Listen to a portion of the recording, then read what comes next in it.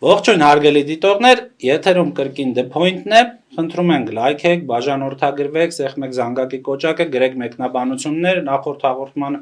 ընթացքում շատ կային մեկնաբանություններ, ինչ թեմաներով խոսենք ու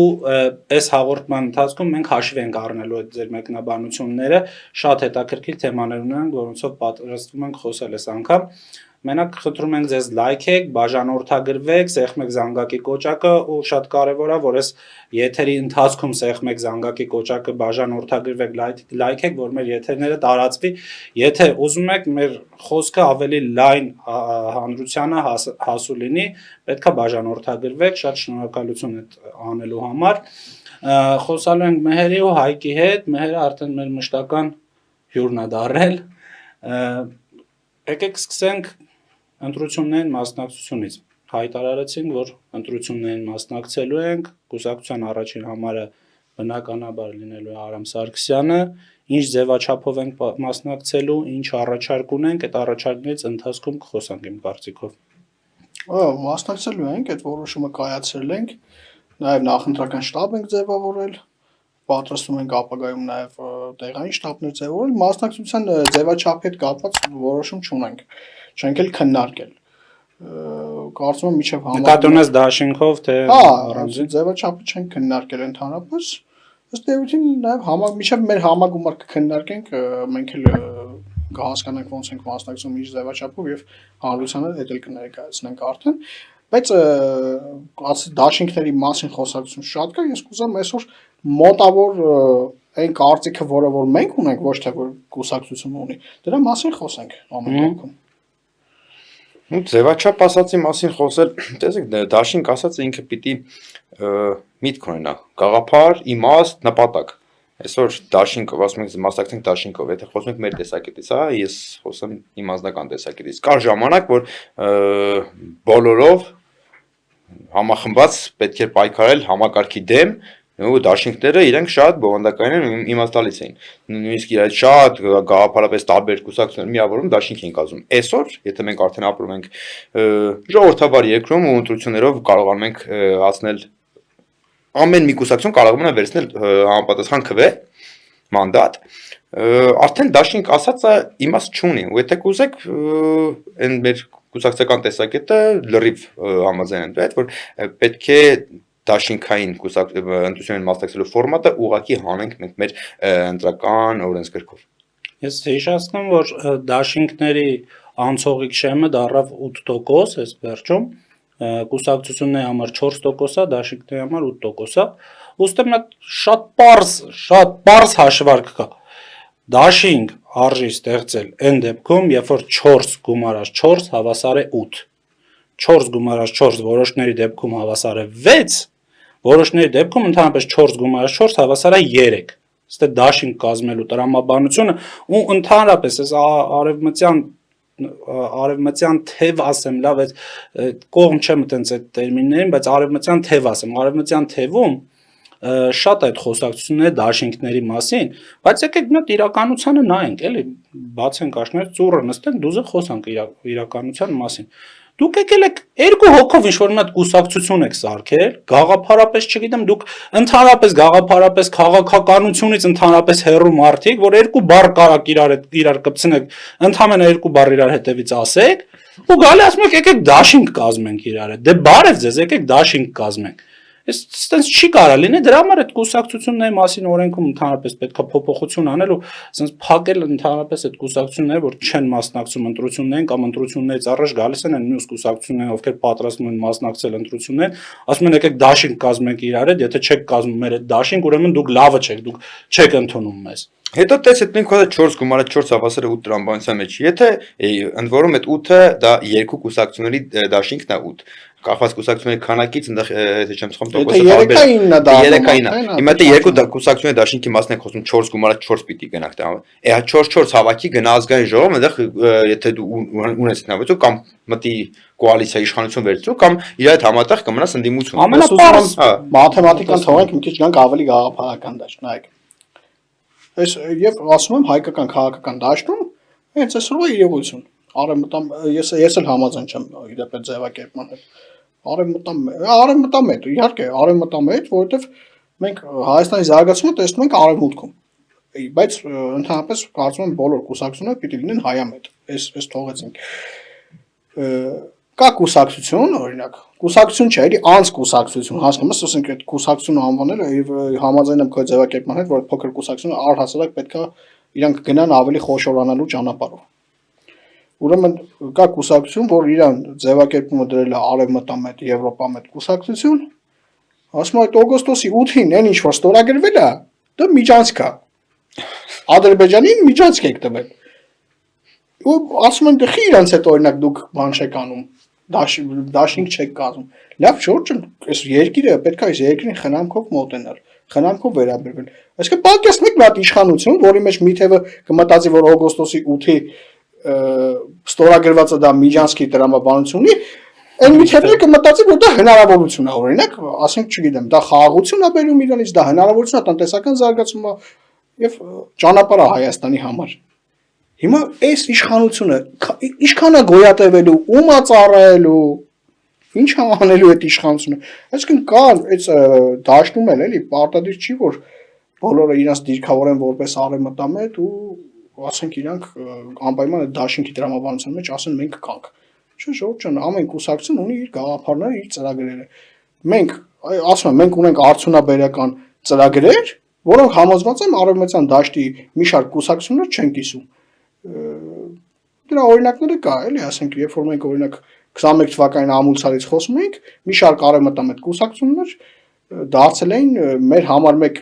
քննադատը, այն ռուսամետները նույնիսկ այնտեղ ով որ կար, ընդ որում արդյունաբերական տրամաբանության մեջ, եւ հասկանում որ խելացի պետք է բոլոր կուսակցությունները գնան իրաց ծրագրով։ Առհասարակ մեր ժողովուրդը պիտի դուրս գա այդ ընտրության մոդելից։ Պիտի հասկանա թե որ կուսակցությունը իրան ինչա առաջարկում։ Փոքր կուսակցություններն էլ այսօր դիմում եմ իշխանություններին, չնայած հույս չունեմ որ անելու են, բայց էլի դիմում եմ իրանց, որտեղ անդադ ասում ենք այդ դաշինքները թող չլինի, որ ամեն փոքր կուսակցություններն էլ դրանով խոշորանան, ավելի լավ ծրագրեր կբերեն, ավելի հետաքրքիր կլինի ընտրությունները, ավելի քաղաքական կլինի ընտրությունները։ Դե արդեն չեն կարող անել ընտրություններից մի տարի առաջ պիտի փոխի։ Սկզբունքային փոփոխությունները կատարվում են ընտրություններից մի տարի առաջ, այսինքն այս պայծրությամբ մտածել որ մինչև հունիս ինչ-որ փոփոխություն կարող ենք ունենալ, արդեն իսկ ոչ։ Հիմա էլ նախագիծ կա, այնտեղ դիտորդների մասով փոփոխություններ կատարվում, բայց ինքը,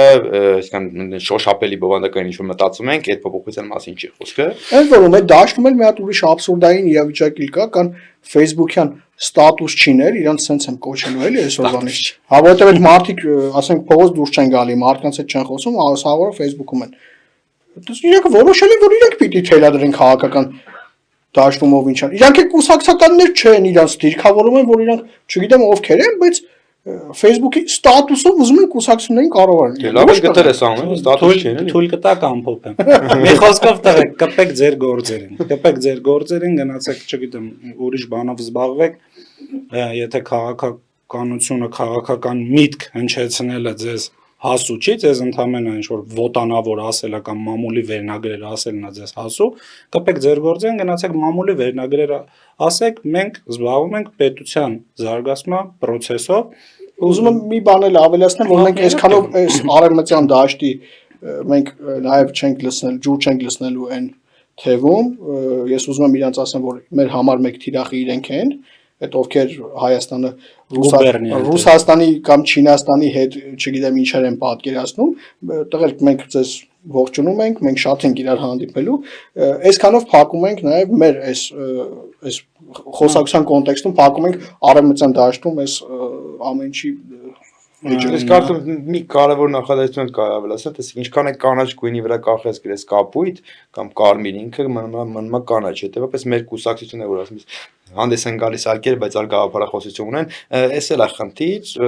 որ ներկայանում են ըստ հարմար իրավիճակի տարբեր կերպ, տարբեր գաղափարախոսությունով, բայց լուծվող խնդիր է, որովհետև եթե մի քիչ հետ ես գրում, նայես այդ մարդը որ ժամանակահատվածում ինչ է ասել, ամեն ինչ ընկնում է իր տեղը, էլի։ Իհարկե, ես ուզում եմ այս հաղորդման այս հատվածում ներողություն խնդրեմ ամբողջ հայ ազգից ու ներողություն խնդրեմ մեր բոլոր ժամանակներում զոհված հայրենիքներից, ովքեր հայրենիքի պաշտպանության համար ընկել են, որովհետև այդ թեմայի վրա այնքան ջղայնացած ենք, որ այս կարևոր թեման թողեցինք ու սկսեցինք այդ դաշինքների թեմայից։ Այսօր հունվարի 27-ն է, բոլոր ժամանակների զոհերի հիշատակի օրն է, հարգանքները մեր կուսակցության կողմից, անձամբ մեր կողմից առանձին հարգանքները բոլոր զոհերին, փառք ու պատիվ բոլոր ընկածներին ու միևնույն ժամանակ, որ վաղը եթեր չենք մտնելու, հունվարի 28-ը շնորհավորենք Հայոց բանակի կազմավորման կապակցությամբ, Հայոց բանակը 34 տարեկան է ու 3400 տարեկան էլ դեռ կդառնա, բոլոր ժամանակներում հայրենիքի նվիրված, հայրենիքի համար, հայրենիքի մատից փուշանած բոլորի համար խոնարհումը անձամբ իմ կողմից ու վստահ եմ անձամբ ձեր կողմից առանձին ուզում պատգամը քո շահունակելու, որովհետև այդ ավելի շատ պատգամի նման ուզում դիմեմ նաև հայրենիքի համար նահատակված զինծառայողների եւ կրված տղերքի բոլորի ծնողներին այսօրվա խաղաղությունը դուք եք բերել Հայաստան։ Այս ձեր բերած խաղաղությունն է, ձեր որդիների, ամուսինների, եղբայրների, այն մարդկանց, ովքեր գնացել կռվել են եւ փառք Աստծո, ողջ, առողջ վերադարձել են իրենց ընտանիքներ, այս խաղաղությունը դուք եք բերել։ Դուք եւ մենք բոլորս այս բանակի մի մասն ենք, մենք պետքա խնամքով էլի վերաբերվենք այս բանակին։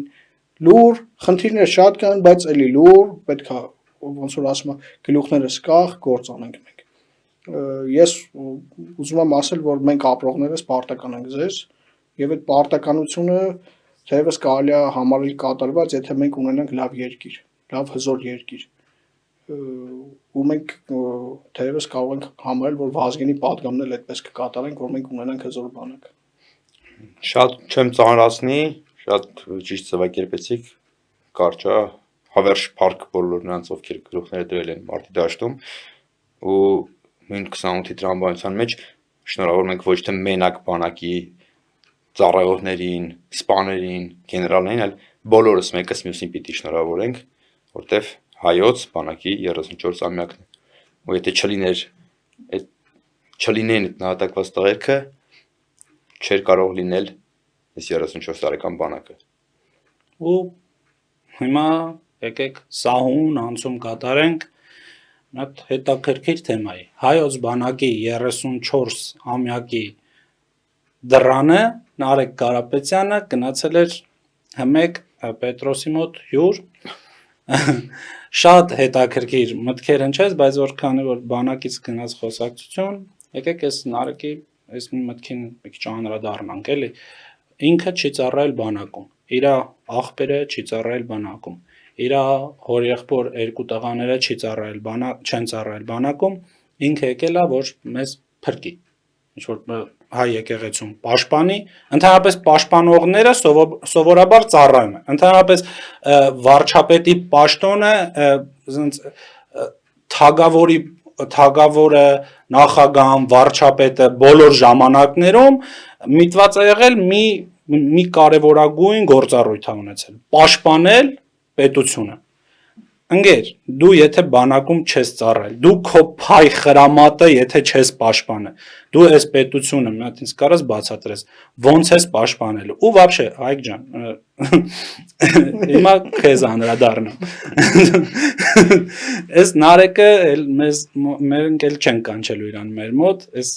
քո անունից էլ քո փոխարեն էլ որոշեցի։ Խի չենք կանչելու Նարեկին էլ մեր մոտ։ Միշտ հաղորդումների ընթացքում ասել ենք Նարեկ ջան, արի բանավիճենք։ Բայց ես sense նստեցի, մտածեցի, որ Նարեկը ով է, որ Հայկի հետ բանավիճի։ Նարեկը ինչ հարես պետության համար, ծնվել է Ռուսաստաններում, մեծացել է, հացակ երե, դպրոցա գնացել, կարող մի լավ տեղ սովորել է, հետո եկել աստե դարել է մեր ձևովի համակարգողը։ Էսա իր, հա, մեկ էլ հեծի տնօրենների խորհրդի նախագահն ա եղել ու վարի ա տվել հեծը։ Էսա իր պիկը, այս կյանքում հասած պիկը էսա։ Հայկը այդ ամեն ինչ արել է հեծի նախագահ չի եղել, բայց գնացել է պարտադիր զինվորական ծառայության, ապրիլյան քարորիային մասնակցել է, 44 օրյա պատերազմին մասնակցել է, այս իր փայ խրամատը պաշտպանել է, հիմա եկել է քաղաքական դաշտում, իսկ այս պետությանը ուզում է պաշտպանի, քաղաքական դաշտում է իր կռիվը տալի։ Ընկեր դու չես կարա ոչ միտեղ կռիվ չտաս ու գաս միանգամից պետության ներսում ուզես քաղաքական դաշտում կռիվ տալ։ Այսինքն դու պաշտպանող չես, ախպեր, դու պրոստը հորողբերդ քեզ լավ պահ մեծացրել է, եկել ես այսօր ասում ես եկել եմ այս պետությունը պաշտպանել։ Բայց ասեց որ դե բարև ձեզ։ Բայց ասեց որ գրել եմ չեն տարել։ Ասես գրել եմ այնտեղ, բայց գրել է այն ժամանակ ըստ երևույթին ես տենց հասկացա։ Գրել է այն ժամանակ, երբ որ արդեն 2 երեխա ուներ, 27-ն էլ անցել էր։ 27 տարեկանն էլ արդեն այդ գրելա չի տարել, չեն տարել, բայց գրելա ընդ որում 2018 թվականից հետո Փաստորեն Նարեկ Կարապետյանի կյանքում հեղափոխություն ա եղել, ես մարդ ասլա ինչ լավ մեր բանակը գնամ ծառայեմ, բայց արիտես չեն տարել։ Ես չեմ ուզում կենտրոնանալ իմ անձի վրա։ Մենք Նարեկի եթե ցանկանա գա Չէ թո չգա, չէ թո չգա, որովհետև շատ հաց ու պանիր պետք է ուտի, որ ասենք 2 պատերազմ անցած տղու հետ գա Բանավեճի, վարչը Բանավեճը լումը հավասարի հետ, դուք հավասար չեք իրար, ինքը ոնց կարա գա քո հետ Բանավեճի։ Ես ուզում եմ նաև հիշեցնեմ, որ դու էլ ես կռվել, ամեն անգամ հենց հիշացնես, ես էլ քեզ եմ հիշացնում։ Ես չեմ սիրում այս թեմայով խոսել, կոմպրոմիսային լուծում արժեք, եթե հանկարծ որոշի դուս կգա, ես չեմ ծառայել, բայց առաջարկում եմ սենց անենք։ Նարեկ ջան, եղբայր, տեսեք ով է ձեր թիմում ծառայել, դա ինքը գա։ Չեն գեր, որովհետև բոլորը առաջ էլ բաց է մեր դուռը։ Իրանց ընդհանուր այս կյանքում ինչի հասել են, իրանց սաղ այդ հարստությունը գումարած, տո Պուտինի հարստությունն էլ գումարած, ախպեր, այս մարդու պատերազմին մասնակցության կամավոր պատերազմ գնալու հետ չի կարելի համեմատել։ Ու այս տղեն եկե ես գիտեի անկեղծ, ես գիտեի թե ծառայել է կամ եթե չի ծառայել խառը վախտերով մի հատ բիլետ է հետ գցե։ Բայց փաստորեն չի ծառայել այս տղեն։ Ու եկել է փրկի ես։ Պաշտպանի եկեղեցին, ախպեր ոնց էս պաշտպանել եկեղեցին։ Պետրոսի այդ հարցազրույցի ժամանակ բացի բանակ չծառայել, էլի ագին абսուրդ գաղափարներ են հնչել։ Շատ։ Չկենտրոնանանք, հա, եկեք հերթով ջարջախենք իրանց ձևով մեր Նարեկի գաղափարները մի արտահայտություն արեց այսօր առավոտ նայել եմ հարցազրույցը, բայց այսօր առավոտ այդ կարճ վիդեոն բերեց, էլի նայեցի, ասում է տեսած կլինեք TikTok-ում էլ են շատ գցում, բանը Սամվել Կարապետյանին, որ լրագրողները հարց են տալիս 2024 թվականին, ասում է Հայաստանի տնտեսությունը այս բանի դինամիկ զարգացման մեջ է եւ ասում է ես ոչ մի դեպքում քաղաքականություն չեմ մտնի։ Չգիտեմ այդ ինչ պիտի լինի, էլի ոչ մի դեպքում չեմ մտնի, ես ավելի մտածող մարդ եմ, ըստ երևույթին ինքը մտածում է քաղաքականության զբաղվում չմտածող մարդիկ, այդ դեպքում էլ վիրավորում է իր եղբորը, էլի իր եղբորը քաղաքականության մեջ։ Այդ ժամանակ ունեցել ենք։ Դե վերջը, լավ, հիմա գանք բանին, ուրեմն ինչ ասում է, Պետրոսը ասում է, բայց ձեր հոր եղբայրը ասել է, որ Հայաստանի տնտեսությունը լավ վիճակում է։ Դուք հիմա եկել եք ասում եք Հայաստանի տնտեսությունը փլվում է, պետքա փրկել այդ տնտեսությունը։ Դրսերն են խափել էդի։ Ասում է բանը, ասում է չէ, որ գալիս են մեր մոտ, մենք մեր ապրանքը պետք է լավ ներկայացնենք, որ վաճառենք։ Նարեկ ջան, ինգեր, դու հո կանաչի ծախող չես, ամենայն հարգանքով բոլոր կանաչի վաճառող մարդկանց նկատմամբ, բայց եղբայր դու հո կանաչի ծախող չես, այսինքն քո ապրանքը ներկայացնես Դու տես տնտեսություն չի զարգացնում, մի չի այդ մակարդակի վրա։ Ես համոզված եմ քո գիտելիքները ավելի բարձր է։ Մի չի այդ մակարդակի վրա։ Տնտեսությունը զարգացնում է արդյունաբերությամբ։ Տնտեսությունը ընդհանրապես տնտեսագիտությունը ինքը գիտությունն է ինքը, ոչ թե այտենց այդ հասարակ շուկայական առևտուր չի, որ դու իջել ես այդ մակարդակի վրա։ Չի կարելի այտենց այս մարդկանց խաբել։ Ու իրեն թվում է թե մեր ժողովուրդը հավատում է իր ասածներին։ Դե ինչ որ կետում ասեց բանը, ամենալավ տնտեսագետը, ով է տնտեսագիտությունից լավ, հոպարս է տնտեսագիտությունից լավ, որովհետև ամենամեծ ձեռնարկատերն է, բայց դե մի հատ էլ նյուանս կա, էլի այդ թեման ուզում եմ շրջանցեմ, այդ որ ասեցիր բանակի բան, բայց ոնց որ չի ստացվում, ինչի համար չի ստացվում, որովհետև ժողովուրդ ջան, պետությունները ղեկավարում են ոչ թե լավ տնտեսագետները, ոչ թե փողատերերը, այլ նվիրյալները։ Եթե նվիրյալները չղեկավարեին պետությունը, ուրեմն ընտրությունները կլներ օրինակ IQ թեստով կլներ, IQ թեստ կլրացնեին, ով շատ բալ հավաքեր, նա կդառնար ղեկավար։ Պետությունները ղեկավարում են նվիրյալները։ Ընկեր, դու նվիրյալ չես, քո հոպարը նվիրյալ չի, որովհետև քո հոպարը եթե նվիրյալ լիներ, ստե Հայաստանում կլիներ, էլի միշտ Հայաստանում կապրեր, ոչ թե Ռուսաստանում կապրեր ու այս չդառնա ասես մատի փաթաթան ես ասածս իմ կարծիքով նվիրյալները գալիս են իրանց հայրենիքում են, այս իմ կարծիքն է չդառնա ինչ որ։ Հիմա Պորոշենկոն նվիրյալ է թե չէ։ Պորոշենկոն իմ կարծիքով հաստատ նվիրյալ էր, որովհետև երբ որ Ուկրաինայում պատերազմը սկսեց, Պորոշենկոն գնաց, զենք վերցրեց, սկսեց կռվել։ Իսկ Նարեկի ասածը Պորոշենկոյի վերաբերյալ եմ, որ պատմեց գործարանի մասին, բան սուտ էր։ Ընդհանրապես սուտ էր։ Խափեց։ Մեր հերոստատիտողներին հիշեցնենք, որ Նարեկը բերեց մի օրինակ, այդ օրինակ ինչի համար բերեց, որ հակադարձում էր, որ եթե դուք այստեղ քաղաքականությամբ չզբաղվեք կամ ինչ որ բան չանեք, քո հորեղբորից իր ունեցածը կխլեն։ Ասեց չէ, այդպես բան չկա, նայեք, որ Պորոշենկոն ոնց է Ուկրաինայում հիմա հակառուսական նաև բաներ ունի, դիրքավորում ունի, բայց իր գործանը Ռոշենի մինչև հիմա աշխատում է, եւ Նարեկը չգիտեր, որ Հայաստանում կա օրինակ FIB փաստերի ստուգման հարթակ։ Այս փաստերի ստուգման հարթակը գնացել էր, գտել էր, որ Նարեկը սուտ է խոսում։ Այդ գործարանը վաղուց փակվել է, ազգայնացրել են ընդ որում։ Ընդ որում Նարեկը հիշում եք մեր իշխանություններին քանի շատ չենք խորացել ուղղությամբ խոսքիդ մեջ մի կարևոր հանգամանք նշեցիր, ասում ես մտածում են ինչի պետք է հավատան։ Տես, հա փաստեր չունենք, բայց մի կտրով գոնե փաստ ունենք, որ սնկի պես այսօր գրասենյակներ են բացվում, բնականաբար գրասենյակները անվճար չեն բացվում ու 1000 տեսակ խոսակցություններ են արդեն հասնում ականջներից,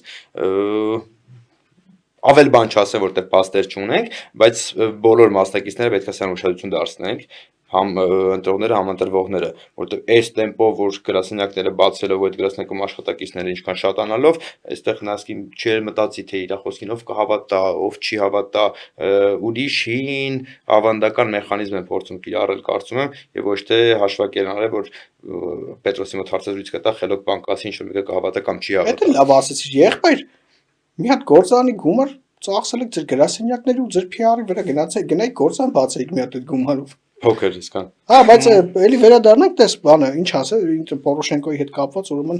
2017-ին, հա, 17-ին Ռոշենի գործանը փակվել է։ Ազգայնացրել է Ռուսաստանը։ Հա, մինչ այդ փակել էր, հետո ազգայնացել։ Ազգայնացել է, ընդ որում ինչ մեկ չէ, հեծ ազգայնացնելուց Նարեկենց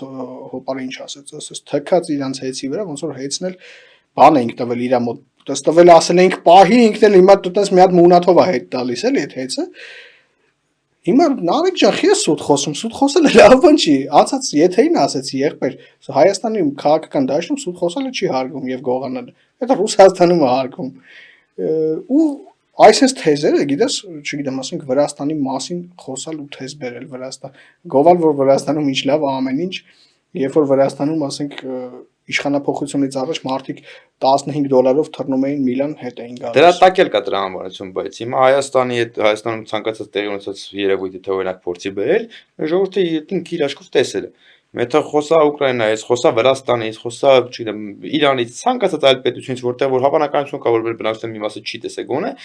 կարող է, չէ, գոնե մի 5%-ին կարողանա խաբել։ Հաշվարկը սա վրա է գնում, էլի։ Դե բայց խնդրեմը գիտես որն է, եթե ինքը այտենց կարողացավ աճել, այս մարդը ուզում է մեր երկիրը դառնի աշխարհաքաղաքական, անցած եթե Վազգենը ասաց, ուզում է բախման կերպ բան անի, երկու աշխարհի մեծերին հագցնի իրար, էլի։ Հիմա այդտեղ ասում է բան անենք, բերենք Չինաստանի հետ, չգիտեմ, այդ ամերիկան թո ապահովի ճանապարհը, բայց Չինաստանը գա, հայ ունեն։ Գործարանը սարքիկ բան է։ Օգոստոսի 8-ին փաստաթուղթը Վաշինգտոնում ստորագրվի, մենք գանք չեղարկենք, բայց Չինաստանը եկա այդ ճանապարհով ներդրում անի։ Ոնց է ձեր մոտ տպավորությունը ոնց էր օրինակ Նարեկին լավ թողենք մի կողմ։ Չէ, բայց պատկերացնում ես օրինակ երկրի ղեկավարը գնում է Թրամփի մոտ, օրինակ Դավոսում ես վերջերս որ հանդիպում եղավ, չէ, այդ խաղաղության բանի շուրջ։ Գնար Թրամփի մոտ, ասեր պարոն Թրամփ, ասենք, ոնց է։ Դուք էլ չկաք։ Չէ, ոնց եք նայում որ այն որ ինչ որ արել եք մի հատ բան ենք Չինաստանին բերենք պատկերացնում ես հարցս այդ մասին է Մադուրոյին Երանի կտա էլի այդ ղեկավարը չի կարելի հենց այդ մասին էր հարցս էլի ինչ էր ձեր մոտ տպավորությունը ասենք իմ մոտ լրիվ տպավորությունը այնպես էր որ Նարեկ Կարապետյանը մեր ձևով շարժում է իրանց կուսակցությունը ներկայացրեց որպես բալանսավորող այտենց տպավորություն ունեիք բալանսավորող ներկայացավ ավելի ոչ մի տպավորություն չմնաց որովհետև ամեն ինչից մի չէ եթե Չինաստանից խոսած տարածաշրջանից խոսած ԱՄՆ-ից խոսած Ռուսաստանը դե իհարկե պապային հա բայց որ խոսքի մեջ ամեն նախադասության մեջ այդ սուտը པարզ տեսնում ես, արդեն դա մեջ մտել եզրակացություն թե ինքը ոնց է ուզում բալանս դիրքավորվել մի քիչ դժվար եզրակացություններ տվել։ Ես թվաց որ որպես բալանսավորող դիրքավորես են հանուն անկեղծության համել Պետրոսը վնասվածքով էր այդ խաղին, էլի վնասվածքով էր խաղում, որովհետև չասեց ընկերս, այս ինչ ձև է, էլի, ասենք ընտրություններն է մոտենում, գուբերնիստները դիրքավորվում են որպես բալանսավորող, բալանսավորողները դիրքավորվում են որպես արևմտամետ, այդպես բան կա, չէ, իրոք։ Հիմա մեր իշխանությունը բալանսավորող է, բայց ընտրությունների շեմին ավելի շատ արևմտամետ է դիրքավորվում, քան բալանսավորող։ Սենց մի քիչ դեպի արևմուտք են, էլի շարժվում են, որ այնքան վատն է Ռուսաստանը, հասկանում եք, որ այս գուբերնիստը ռիսկ չի անում ընտրողին ասի, ես գուբերնիստ եմ, ես ռուսամետ եմ, տենց ուժ չկա, չէ, Հայաստանի քաղաքական դաշտում, որ ասի ես ռուսամետ եմ։ Պարլամենտում կա։ Չէ, բայց ոչ չի ասում ես ռուսամետ եմ։ Էլի ասում են մենք ռուսասեր եմ, մի քիչ բալանսավորող, էլի sense նամյոգներով, բան ստերյուկներ են անում, էլի բալանսավորողի։ Այս բալանսավորողներն մենք արևմտամետ ենք։ Այս արևմտամետները բան չանեն, որ ես կարծում եմ որ շղթան մի քիչ ձգես, այս գուբերնիստը գալու է դառը արևմտամետ։ Sense բան էլի պահիտակ եմ սկզբից ասացի, չէ՞ պահիտակ ոնց ձեռտա, տենց դիրքավորվում են, sense հարմար տեղ Չինաստանին որ դե իսկ կտավ բերեց կապեց գլխներից բաներ էլի երկու աթոռի վրա նստողներից շատ գոհ էինք, էս երրորդ աթոռը բերեց դրա, այդպես լավ չի իշավոտն ու բերեք դրեք էս Սյունիքում, sense սաղով ում մտքով կանցնի թողա նստի այդ աթոռը։ Ժամանակ դեռ կա, ամեն ինչից մի քիչ կարելի ասել, արձագանք հասկանալ, որ մեկի ժողովուրդը որ մի կուտն է ուտում, այդ ուղղությամբ գնա էլի, երևի այս ինչ որ sense սխեմա է գծած։ Հետո կարծիքով մենք բայց քաղաքականները հեշոփող են, չէ՞, ծախսում, դա կա։ Կարող է տակտիկան հիմա ոտքի լասես մտածենք, բայց մոտ ինչ որ sense բան եմ որ ասեք, կարելի ամեն ինչից մի քիչ խոսել։ Տեսնեք որ մեկը կաշխատի, դե մեկը կարևոր չի էլի մկանենք, չենք կանը ճիշտ է սուտ է, կարևորը այդ օրը գանք հասնենք նպատակին։ Այն որ աշխատի դեղան մի քիչ ավելի շատ դոզա բանը բարձրացնենք դոզան, դու աշխատի էլի։ Բայց կարող է եւ քաղաքական դաշտում մենք չինամետների պակաս ունեին, նարեկը փորձում է լրացնել։ Տղեկ, ռուսամետ գուբերնիստ ենք ասում, տեսեք, որոշեցինք չծանրացնել, բայց մենք ազգային ժողով որոշում կայացեց օր ընդունեց, հիշատակի օր, եւ նույնիսկ ազգային ժողովի պատգամավորները չգնացին, հետո մենակ բան գնաց, իշխանական ֆրակցիան եկածավ գնաց։ Ասենք այս կարգի բան կա, էլի, մոդել արժանապատվի, անձնակը չարժանապատվի, դու պաշտոն ես զբաղացնում, կապ չունի դու ոնց ես մտածում, էլի։ Դե գիտես այդ արդեն պետք է իրաց քվե տված մարդիկ մտածեն։ Այդ շատ համաձայն եմ։ Ես համոզված եմ, որ մտածել են։ Այս 5 տարվա ընթացքում իրանց քվե տված մարդիկ մտածել են, որ էսում բերեցինք մենք ազգային ժողով։ Այս ով էին սրանք 100 օր բացակայություն ունենան ու 3 միլիոն դրամ պարգև վճար ստանան ինչի համար, էլի։ Հիմա այդանց է փոխարեն գալուց են սրանք։ Ես համոզված եմ, բայց բան էս բալանսավորողներից որ թեմա գնաց, եթե բան ունեք ասելու ես հա մի քիչ ասեք բալանսավորողներն էլ մի երկու բառ ունեն ասել, էլ նախ էլի գանք մեկի եթերին, որ ամեն դեպքում կասկածելի էր Պետրոսի վարկագիծը թե ինչին արեկին մի քիչ շատ վնասվածքով էր խաղում տղա։ Բայց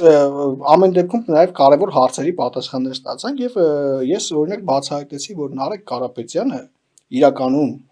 գաղափարապես կողմա նոյեմբերի 9-ի փաստաթղթին եւ ինքը հետ է վերադառնալու այդ փաստաթղթին, որովհետեւ երբ որ դու Միացյալ Նահանգների հետ ստորագրած թուղթը փորձում ես այդտեղ Չինաստան մտցնել, պարզը չէ որ թուղթը Միացյալ Նահանգներում կանչելու են, այսինքն այն որ նստան 3-ով ստորագրեցին, նստելու են 3-ով, մեկը ճղելու է, ասես թուղթը էլ չկա, գնացեք ձեր գործերին։ Ինչ է ստեղծվում Հայաստանում։ Հայաստանը դառնում է գնում ենք մի տուրբուլենտ իրավիճակի մեջ, որտեղ պետքա փրկել մեզ։ Ովքեր պետքա փրկել մեզ։ Մեր մշտական փրկիչները։ Այո, մեր այն փրկողները, որոնց փրկության պարագայում մենք միշտ կորցրել ենք։ Նարեկը իրականում Չինաստանի վրա էլ թքած ունի, Ամերիկայի Միացյալ Նահանգների վրա էլ թքած ունի։ Նարեկի խնդիրը հոպարի բիզնեսները պահելն է։ Այդ հոպարի բիզնեսները կարելի է պահել մի ձև, երբ որ Ռուսաստանը հետ վերադառնա այնտեղ որտեղ եղել է։ Նարեկը ասում է ուժեղ ղեկավարը հապքի հետ ասում է հարաբերությունների մեջ արդար կլինի, թե մենք որտեղ արդար չենք եղել։ Այսինքն էլի ինչ պետք է աներ հապկը, կարելի է 18+ բաներ ասել, էլի Նարեկ ջան, ինչ պիտի աներ հապկը մեզ, որ երևի թե դու գոհ լինեիր ու ասեիր արդար ենք եղել։ Բայց մենք հավատա որ չգիտեմ, կոպիտ եմ ասում, բայց մենք պարկած ենք եղել այդ հապքի տակ, նույնիսկ այդ ժամանակին իրանք մեզ շպրտել։ Բայց այստեղ մի կարևոր բայց պիտի ասեմ, Տես ասում ես ես հասկացա, որ գաղափարապես նոյեմբերի 9-ին կողմը։ Մի շատ կարևոր հանգամանք Նարեկ Կարապետյանը գաղափարապես ոչ մի բանի կողմ կամ դեմ լինել չի կարող, որովհետև այդ անձը որպես կերպար այն գործը, որ ինքը այսօր պիտի անի,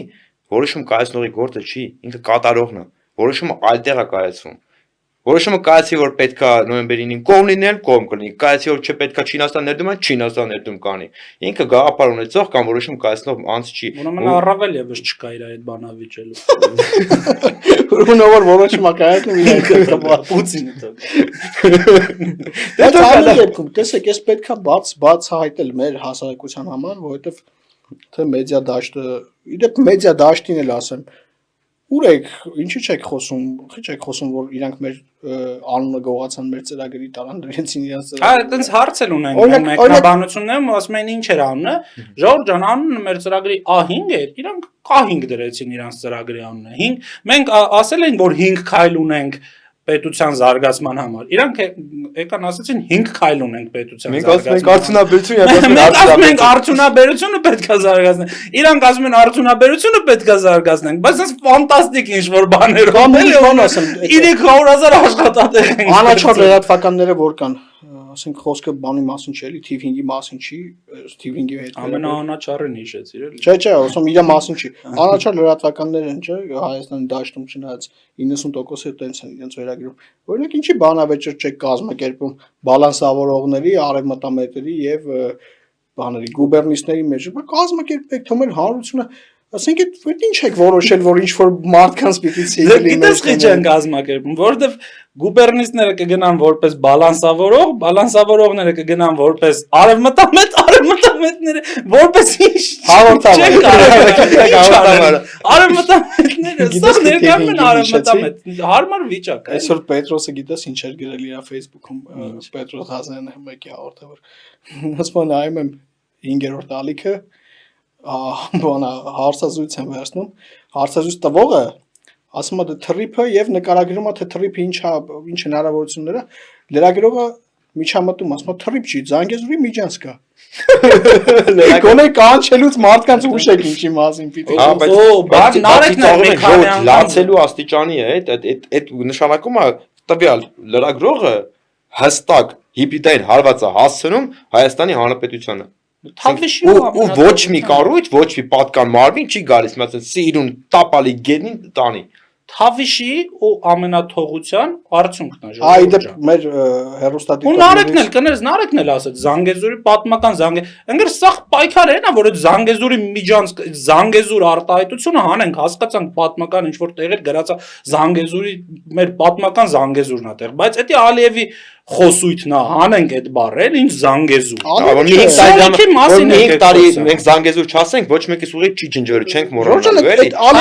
Ոչ Արցախն ենք ուրանալու, ոչ Զանգեզուրն ենք ուրանալու, բայց ըստ իրավիճակի պիտի հասկանաս։ Չէ, բայց խնդրեմը գիտես որն է, տեսնես ովքեր են ասում, դա Ալիևի խոսույթն չի այլևս, Ալիևը այս վերջերս արտահայտություններ չի անում։ Զախարովան էր, էլի։ Հա, Լավրովը, Զախարովան այդ մի տեղը որոշվում այդ խոսույթը եւ նորից հետ եմ գալի, այսինքն մենք իրանց պարագայում ունենալու ենք էլի հապկ, էլի մտնելու են մեր տարածքներ, մենք դիմելու ենք, ասելու են, դե մենք չգիտենք ձեր տարածքը որն է եւ այս աբսուրդ է։ Կամ ի՞նչ է նշանակում Ռուսաստանի քաղաքացի օլիգարխը ուժեղ ղեկավար։ Չինաստանից գտնեի Նարեկ ջան, էլի դες լավ չէ։ Օգոստոսի 8 ունենք, Դավոս ունենք, հեսա Ամերիկայի փոխնախագահը գալիս, էլ ինչ հապկ, էլ ինչ գուբերնիա։ Օգոստոսի 8-ից որ խոսացիք, բալանսավորողներն էլ հիշեցի ու անդրադառնանք, էլի եկեք այս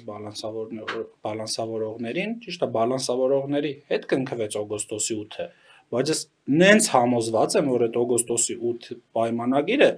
ամբողջությամբ կազմվել է ԱՄՆ-ում ու ոնց ասեմ, օղորմի այդ կազմողի անձավորներին, որ այտենց պայմանագիր է կազմել, տվել մեր բալանսավորողներին, ասելա ստորագրեք, բալանսավորողներից խոսելուց այս վերջում հրապարակվեց top 10 հարկատուները Հայաստանում ու ֆանտաստիկ ուղղակի։ Առաջի տեղը Սոտովի հեռախոսներ ներմուծող արտահանող ընկերությունը։ Սոտովի բառը լավ է չի բայց բջջային ասել։ Հեռախոսների ընկերությունը, ընդ top հարկատուների մեջ բան են, կազինոներ են, Բանկեր, բանկեր։ խաղատներ, բանկեր։ Այս բալանսավորողներ ջան, այդ էկոնոմիկայի նախարար պարոն Պապոյան, խնդրում եմ real making-ով մի զբաղվեք, խնդրում եմ այնց արեք, որ top 10-ում լինեն արտադրություններ։ Երբ որ top 10-ում լինեն արտադրություններ, նոր կարակ միացնեք հեռախոսը, reel նկարեք ու գլուխ գովակ։ Պետք չի գլուխ գովալ, օրինակ եթե քո պետության մասին արդեն քո կառուցած տնտեսության մասին պատկերացում են կազմում, երբ որ տենում ենք առաջի տեղը հեռախոս ներմուծող արտահանող ընկերությունը։ Բայց խնդում ենք սա լացելու է իրականում։ Դե բան լացելու է, բայց չէ դրա համար ասում եմ ընկեր մի նկարվի էլ ռիլ էլի աշխատեք տնտեսություն կառուցեք, արտադրություն 10 top 10 գոնե արտադրություն լինի, նրանից հետո նոր կազինո կլինի, հետո հեռախոս ներմուծող արտահանող կլինի, բանկ կլինի, բանկերը вообще կերան թողեցին մեզ։ Քո երկու վերած օրինակի տալիս եք ոնց, այսինքն մեր ժողովուրդն է top 10-ի մեջ։ Դե գիտես բանը ինչ է, այս մասը ասեմ որ գաղտնիք չմնա էլ այդ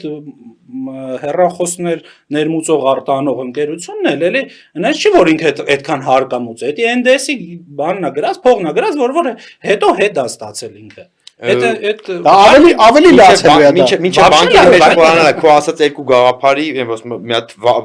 վառօրինակ էլի, հա, տրամբանկը ինչի համար օգոստոսի 8-ը գրվեց Ամերիկայում, ինչի համար մենք ոչի բան չենք անում։ Ասել եմ ողորմի հետ գրողի։ Ըստ օգոստոսի 8-ին էս բառակայական ինչ ունենք, որ Nvidia-ն պիտի Հայաստանը ինքը որպես պահեստային տարածք օգտագործի, չէ՞, այդ տրամաբանություններ գնում, ու հետո գալիս ասում է ինչ որ ժամանակ է անցնում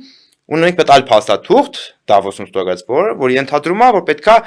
արդեն Հայաստանը ոչ միայն պահեստային, այլև ինչ որ արտադրողական process-ներ գնա։ Հիմա Պարզ տրամաբանությունը ինչ ասում, որ այս ժամանակահատվածը նրա համար էր, որ այդ պահեստային տարածքը արդեն ունենանք ստեղծվել պատրաստ լիներ, անենք հաջորդ քայլը դառներ արտադրական։ Բայց մենք այն արեցիք, այդ մեր անելիքը բացենք թողել, իմ անում ենք երկրորդ քայլը, այդ Ժորժ ջան, այդ առաջ չենք գնա։ Կամ ով ասել, որ Հայաստանի նախագահան պիտի գնա տնտեսական ֆորումի, ուզում եմ հասկանալ, այդ տնտեսական քննարկման։ Ասենք Ադրբեջանի նախագահան նստել այնտեղ տնտեսություն, ասում է ներդրողներին հրավիրում է Ադրբեջան, Հայաստանի նախագահն էլ շնորհակալություն է հայտնում։ Այսինքն ուրիշ հարմար տեխնացու չկար։ Շնորհակալություն հայտնելու։ Չէ, ինձ իրանց էլ net շնորհակալություն ամաչելու։ Բայց կարելի է նաև տնտեսագետներին Հայաստան հրավիրել։ Գոնե լավ, չեք կարում, ես նարեկից սովորեք, խափեք, ասեք լավն ենք, բան ենք, մի բան արեք, չի կարելի տենց։ Չէ, Ժողովուրդ ջան, եկեք ֆիքսենք, որ հանրապետություն, կուսակցության, չգիտեմ, այն ամենա ոնց պարզ բառերով ասեմ, խորհրդարանում ներկայացվածություն ունենալու դեպքում top 10 հարկատուների մեջ լինելու են առաջի տեղում հանքերը, Զանգեզուրի պղնձամոլիբդենայինը, Ամուլսարը, լինելու է պղնձաձուլարան հարկատուների մեջ, լինելու է Nvidia-ն լինելու է կիսահաղորդիչների գործարան, լինելու է Apple-ի պահեստամասեր հավաքելու գործարան, լինելու է մենակ արտադրություններ, հանքարդյունաբերություն, լեռնամետալուրգիա, այտենց բան են լինել, բազալտաթելի գործարանա լինել։ Մի հատ է թող բանկ լինի, լավ չնեղացնենք, մի հատ է բանկ։ Մի հատ էլ բանկ կլինի, բայց կլինի արևմտյան կապիտալով բանկ։ Օրինակ ոչ թե մարդիկ top 10-ից են կոմ։ Հա, բայց 11, հա, 11-ով բարիշ։ Արևմտյան կապիտալով բանկերը գալիս են Հայաստան, ու այդ բանկային ոլորտն էլ էլի մշակույթ գալիս են, դնում են, էս ինչա կատում, էսով էս ինչ ԵԱՏՄ-ը։ Ես լրիվ ԵԱՏՄ-իստ եմ ստե, էս ինչ աստե կատարում էլի, ու թողում քոր փոշպան այդ մենք ծախում են բանկի, ստե ուրիշ բանկի վրա, ծախում են օրինակ HSBC-ին, եկավ ստե Հայաստան, լուրջ բանկ, ամբողջ աշխարհով հայտնի բանկ, եկավ ստե հասկացավ ստե չի կարա աշխատի, ես ուր եմ ընկի ասել։ Ես ուզում եմ մի բան էլ ավելացնել քո ասածին, որովհետեւ շատ կարևոր բան ասացիր, որ top 10-ում լինելու է հանքարդյունաբերությունը, արտադրությունը, արդյունաբերությունը, գործարանները, եւ դա չի լինելու ի հաշիվներա, որ մենք գալով իշխանության հարկերը շատացնելու ենք, ոչ, մենք հնարավորություն ենք տալու, որ այս ոլորտները այնց զարգանան, որ իրանք պետությանը սիրով հարկմուծեն։ Մենք հարկատուների քանակն ենք ավելացնելու, ոչ թե հարկերն ենք ավելացնելու։ Եվ ես էլի բալանսավորողներին խորհուրդ եմ տալիս շատ ուշադիր նայել այս ծրագրերը, սովորել ոնց են տնտեսություն դարձնում, էլի չիջնել կանաչի ծախելու մակարդակի վրա, փորձել պետության տնտեսություն կառուցել։ Այդպես չի լինում։ Եթե չկա խոշոր միտք, աշխարհին ներգրավելու միտք, դու երբեք չես կարող տնտեսությունը զարգացնես։ Բալանս Գնա ասա սրբի չենք, լավ եք անում, ապրեք որ անում եք, բայց դուք մեկա դրանով չեք կարող տնտեսությունը տնեք այն մակարդակի վրա, որ ինքը գնացքի նման իր հետևից քաշելով տանի։ Չեք կարող դա անեք մեկը։ բալանսավորողներին խորհուրդ տվեցիր, մի հատ խորհուրդ էլ ես տամ, շուտ զբաղվեք ԱՄՆ-ից մոդուլային ատոմակայաններ բերելու հարցով։ Թողել եք sense ինքնահոսի վիճը, չգիտեմ, մտածված եք թողել ես, թե ինչ եք արել, թե կարող է որոշում ունեք, որ օրինակ Չինաստանից եք բերելու, դե եթե Չինաստանից եք բերելու, հենա Նարեկ Կարապետյանն էլ Չինաստանից կբերի, շուտ ԱՄՆ-ից բերեք մոդուլային ատոմակայաններ Հայաստանում, ու այստեղ դու ասացիր հանրապետություն, կուսակցություն, իշխանության լինելու դեպքում, ես կարամ այս նշաձողը մի քիչ անգամ իջացնեմ, ասեմ, անգամ խորհրդարանում ներկայացված լինելու դեպքում մենք այս սրանց բոլորի կյանքը ուտելու ենք, ժողովուրդ ջան, հավատացեք։ Մենք այս բոլորի կյանքը ուտելու ենք, ստիպելու ենք, որ ԱՄՆ-ից մոդուլային ատոմակայան բերեն ստե։ Ստիպելու ենք, որ հանքարդյունաբերությունը զարգացնեն Հայաստանում։ Ստիպելու ենք, որ պղնձաձուլարան լինի Հայաստանում։ Այս ամեն ինչը անելու ենք։ Հետո դրանից հետո ուզում ես երկրորդ երրորդ արդեն ալ երկից ուզում ես բերված առաջինն էսվր, ոչի բան Ասում եմ, կյանքը ուտելու ենք մենք բոլորի։ Ով կլինի խորհրդարանում, բոլորի կյանքը ուտելու ենք, մենակ մեզ գործուղեք դեպի խորհրդարան։ Եվ իրականում այստեղ էլ չեմ ուզում խաբել, հա, մեր ժողովրդին չխաբենք։ Ժողովուրդ ջան, բոլոր կուսակցություններն էլ այս շրջանում զբաղված են ձեզանից քվե խնդրելով, ասենց ասեմ։ Եվ դա շատ նորմալ է, որովհետև ինչ եմ դիմում ձեզ, որ դուք պիտի նայեք, ինչ եք ուզում։ Դուք ուզում եք մի խորհրդարան, որտեղ դավաճան թալանչի, եւ ոչ մեկին անընդհատ այս ցիկլի մեջ ընկնեք, թե ուզում եք մի խորհրդարան, որտեղ падգամավորը կասի օրինակ, պարոն վարչապետ,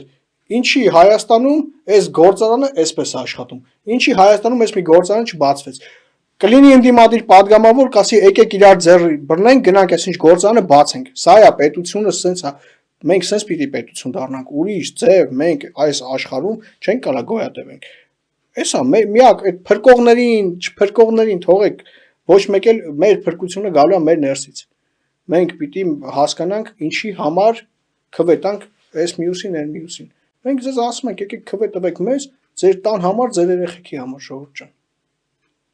Հայաստանի համար։ Եկեք պահանջեք, եկեք մեզանից պահանջեք։ Այո, Հայաստանի համար։ Ամենակարևորը Հայաստանի համար եկեք մեզ քվե տվեք, ժողովուրդ ջան։ Եվ պահանջեք մեզանից։ Հաստատ։ Ավելացնելու բան ունես։ Հայաստանի համար։ Ունես։ Չէ, սա ասացիք դուք ոնց որ։ Նարեկը չի գալու։ Գայլ չենք ընդունելու։ Շնորհակալություն ժողովուրդ ջան մեր հետ լինելու համար։ Գրեք մեկնաբանություններ, սեղմեք զանգակի կոճակը, լայքեք, բաժանորդագրվեք, մեկնաբանություններում գրեք ինչ թեմաներ եք ուզում անդրադառնալ, ինչ թերություններ տեսաք, ինչ լավ բան տեսաք, ինչքան շատ գրեք, այդքան տարածվելու է եթերը, մենք ամեն ինչ անում ենք ձեր համար։ Շնորհակալություն, հաջողություն։